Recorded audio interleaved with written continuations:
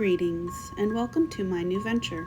I am Shannon, a weaver of tales and fibers, and if you're new here, then you are entering a time of transition for me, as this podcast is evolving.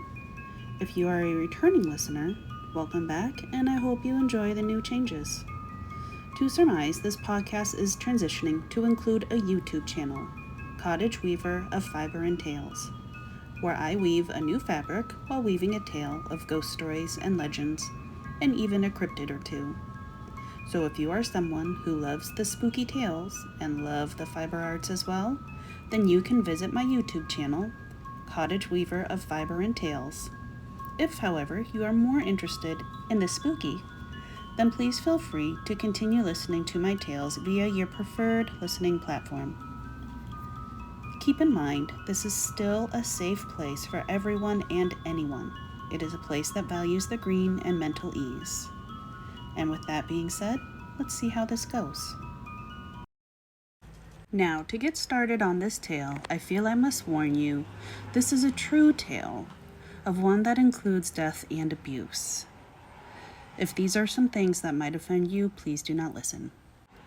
This is the story of the Bloody Benders. The Benders were a family of 4 who lived near the Osage Trail near Cherryvale, Kansas. During the 1870s, it was a rough time. It was before the Civil War, and one of the hot topics of the time was slavery. Kansas at the time considered itself a Union state, but in 1854, the Kansas-Nebraska Act was created. In essence, it created the territories of Kansas and Nebraska, repealing the Missouri Compromise of 1820, and allowed the settlers to determine if they would allow slavery within their boundaries. So one neighbor could have slaves if they wanted, while the neighbor down the street could decide not to. This then led to many fights and skirmishes with deadly results. To combat those who were pro-slavery, the northern states decided to flood the Kansas and Nebraska territories with northern immigrants, known as free staters, to sort of overtake the states and increase the number of those against the act of slavery. With both groups competing for land, you can imagine the types of fights that occurred. Just after the Civil War, indigenous tribes were then forced out of southeastern Kansas, and this allowed for 5 spiritualist families to settle in. Enter the Benders. The Benders were one of these spiritualists. This family was made up of John Bender Sr., his wife Almira, a son John Jr., and a daughter Kate. They got to choose a prime spot of land totaling 160 acres right on the Osage Mission Independence Trail in Labette County, Kansas. The family built a small 1-room cabin, barn, corral, and a well. They also began a small garden and orchard. Soon after, a sign was hung advertising groceries, and they named their grocery store the Wayside Inn. They offered a few things, including powder, meals, and other basics like tobacco and liquor. But one other thing they offered was a safe overnight place to stay for those lowly travelers. This was the late 1870s, so when one went traveling, there would be little to no communications with families or friends. So it was quite a while till people started reporting missing family members. These were mostly male. And by 1873, 2 years after the Benders had opened up shop, rumors were running through the area of the dangers of traveling the Osage Trail, to the point where travelers began avoiding the trail completely. Real action did not take place till George Newton Longcore and his 18-month-old daughter, Mary Ann, left Independence, Kansas, to find a new life in Iowa. However, they disappeared along the trail, the Osage Trail. When he and his daughter were never heard from that spring, Dr. William Henry York, George's neighbor, went looking for him. William knew people in high places, and he was able to rally an investigation of all the neighboring farms and families, even stopping to talk and eat supper with the Benders. Communication with the Benders was spotty at best. John Sr. was known as being brash, rude, and very gnarly looking. He spoke very broken English, having immigrated from Germany or the Netherlands, and what words he could speak were mostly curse words. His wife, Almira, also spoke broken English, but it was a bit clearer. However, she was known for having a vile temper, and she was referred to by most as the Devil Woman. Their reported children, John Jr., spoke much better English and was described as someone who would laugh at anything, sometimes uncontrollably. And their daughter, Kate, a reported believer of free love, well, she was also a psychic and would offer her services as a soothsayer to the townsfolk, even offering a reading to help find the missing Dr. Longcore and his daughter. William York wasn't just anyone who happened to disappear. He had two brothers, Ed York, who lived in Fort Scott, and Colonel Alexander M. York, a Civil War veteran and lawyer and member of the Kansas State Senate. When Colonel York stopped at the Benders and asked about the missing people, including his brother, the Benders alleged that York had been there, but had left after a meal and some rest. The Benders went on to suggest that Indians had probably attacked and killed them. Although this was a possibility, Colonel York considered, he really wasn't convinced. In May of 1871, a man's body was discovered in Drum Creek. His throat was slashed and his skull had been crushed in. The body was identified as a man named Jones. It was suspected that the owner of Drum Creek was to blame, but no charges were brought against him. The following year, in February of 1872, 2 bodies were found with the same horrible wounds, throats slit and skulls bashed in. By 1873, reports of missing travelers had become so common that most tried to avoid the area. As history shows, when groups of people become scared, they look to hurriedly blame someone or something. This resulted in neighboring communities and towns to blame the entire Osage community for all the deaths. Under this threat, the people of Osage agreed to meet. There, they decided to obtain warrants and search every homestead between Big Hill Creek and Drum Creek. This included the Benders' home. And just 3 days later, the Benders' neighbor, a Billy Toll, noticed the Benders' livestock were looking very malnourished.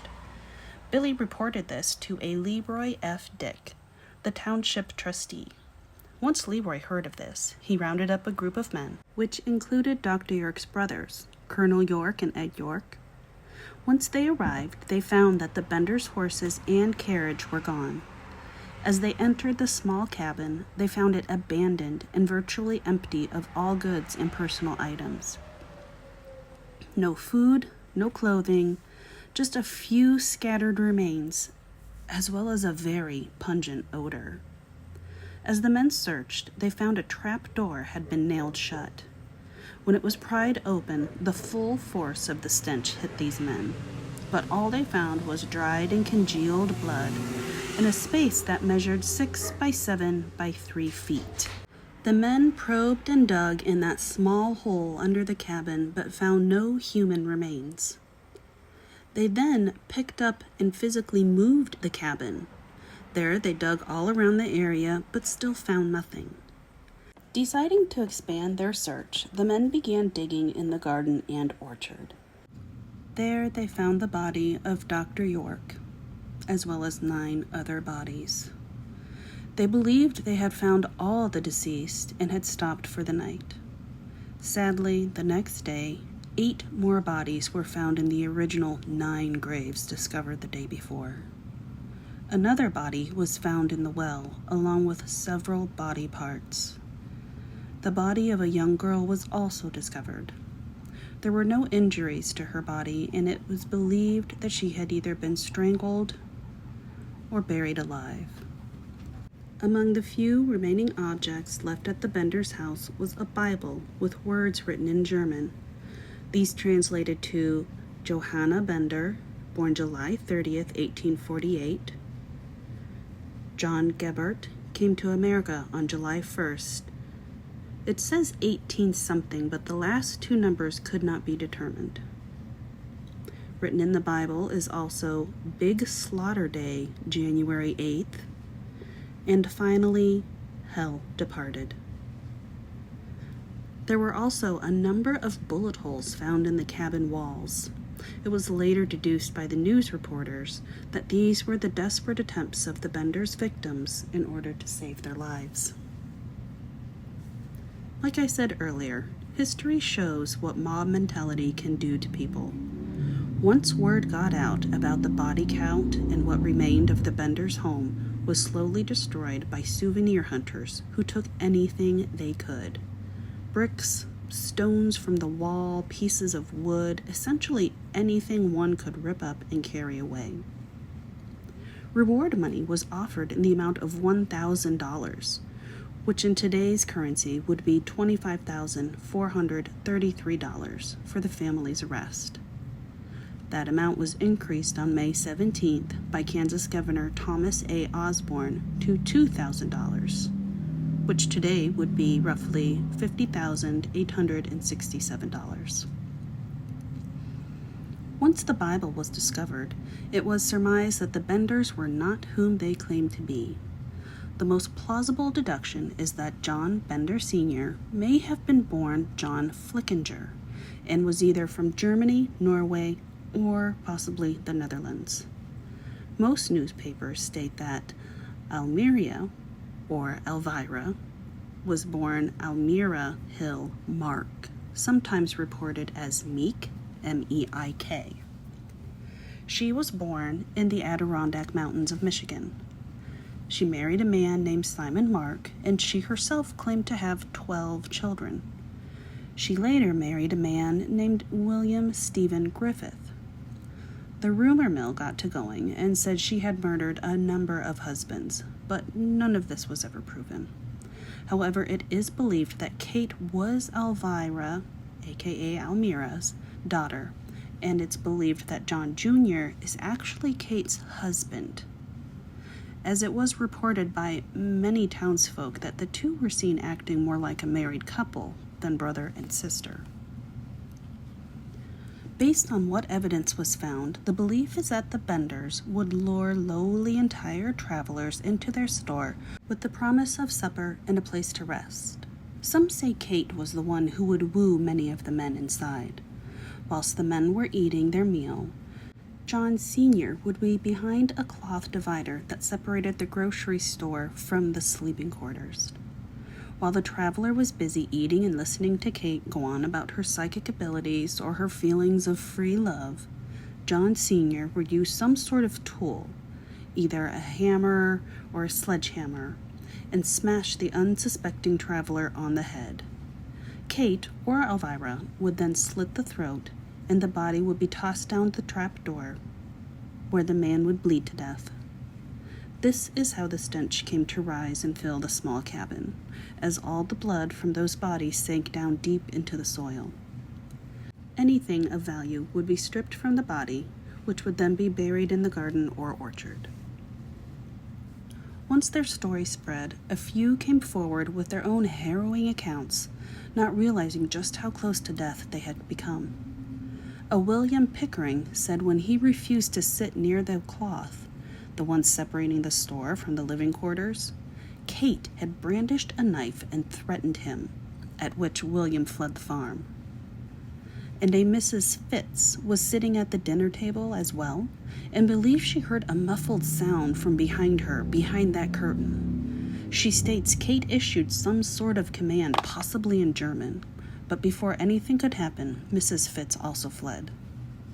And a Catholic priest, a Father Paul Ponzaglione, claimed that one of the Bender men had a hammer on his person.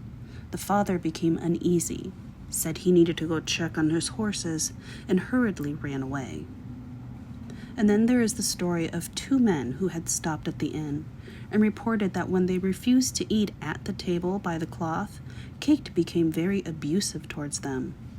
It was not documented just what she did, but the two men said that they both took off. The Benders' wagons and starved horses were eventually found outside the city limits of Thayer.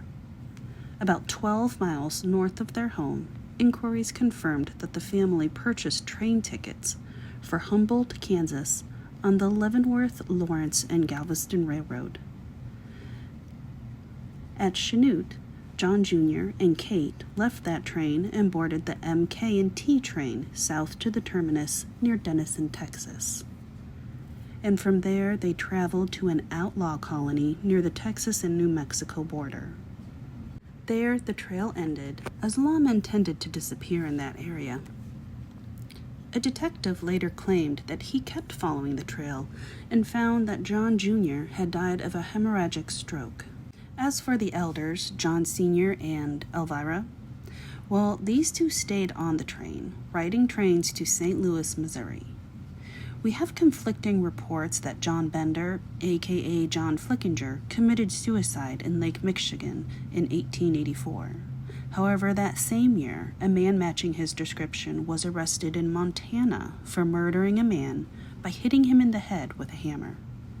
The suspect was detained and was awaiting confirmation of his identity when he was found dead.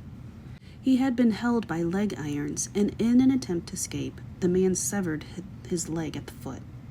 He ended up bleeding to death, and by the time a deputy had arrived to identify the man, he had decomposed so badly that confirmation could not be obtained. Now, in an odd twist of fate, the skull of this man was displayed in a saloon until Prohibition caused the place to shut down. The skull, whether it was John Bender's or not, disappeared shortly after. As for Kate and Elmira, well, here is where it gets twisted. In 1889, October 31st, a Mrs. Elmira Monroe and a Mrs. Sarah Eliza Davis were arrested in Niles, Michigan for larceny. These two were found not guilty and released, only to be arrested a short time later and accused for the Bender murders. A Mrs. Frances E. McCann had accused them of being the Benders who had murdered her father. Apparently, she had been receiving dreams about her father's murder. One Osage Township witness confirmed their identity as Kate and Elmira. Now, Mrs. Davis said Mrs. Monroe was in fact the matriarch, Elmira Bender, but she was not Kate. She was in fact Kate's sister, Sarah. Then Mrs. Monroe countered, stating she was not Sarah, she was Kate.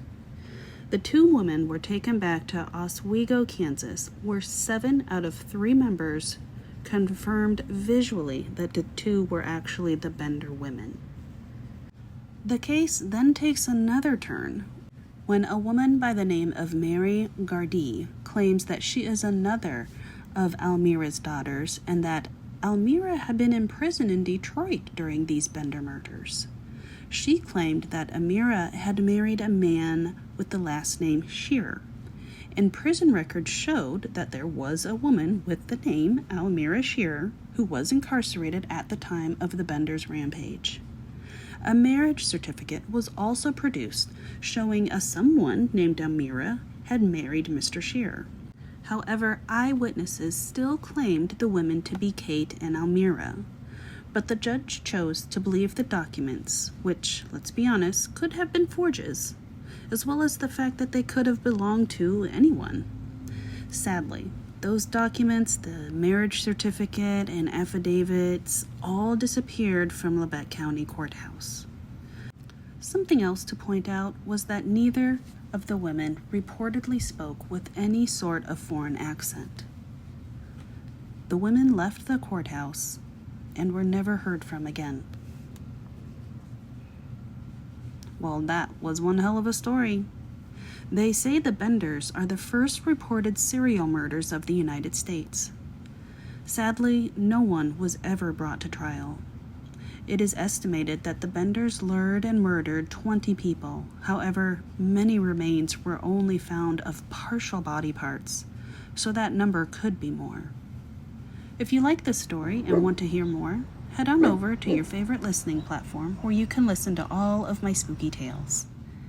And if you're looking for more than just an audio, head over to my YouTube channel, where you can hear me weave the tales of the Benders, as well as watch me weave my latest creation. I'm not just a weaver of tales, but also of fabric. And don't forget to hit all those likes, shares, and subscription buttons too.